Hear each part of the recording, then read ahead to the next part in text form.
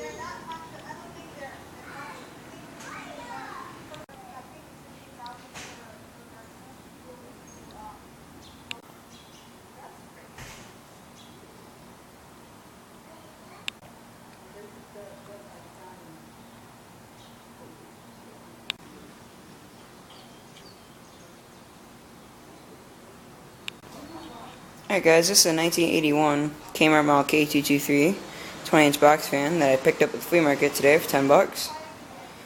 This fan's in pretty good shape. The frame's nice and straight, not bent anywhere.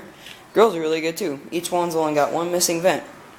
But unfortunately it's got its fair share of rust in it, so it's gonna get a paint job. And I can't take care of though. This thing is dirty. Really, really dirty. But that's okay. I can clean it right up. This fan at first looks like a normal early 80s K-223. But there's some oddball things about this fan that makes it different. If you're a Lakewood collector, you'll know that Lakewoods that are from the 70s and 80s have plastic feet that stick out, whereas this one has rubber feet that press into the frame. Which is one thing that makes it strange. And it does not have a model sticker in it, nor is there any evidence of there ever being a model sticker in it anywhere.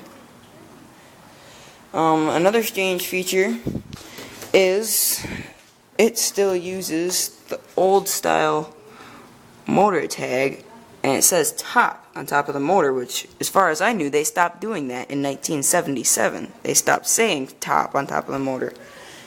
And if you'll know, they started making the second gens in 1978.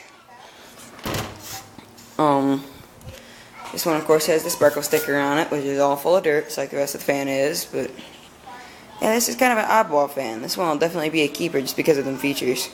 This one of course has one of the high-speed McMillans, that low is like medium, medium's like high, and high is like super.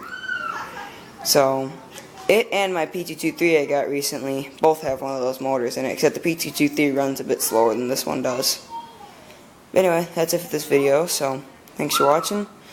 Hope you enjoyed, and look for a video of this fan all cleaned and fixed up.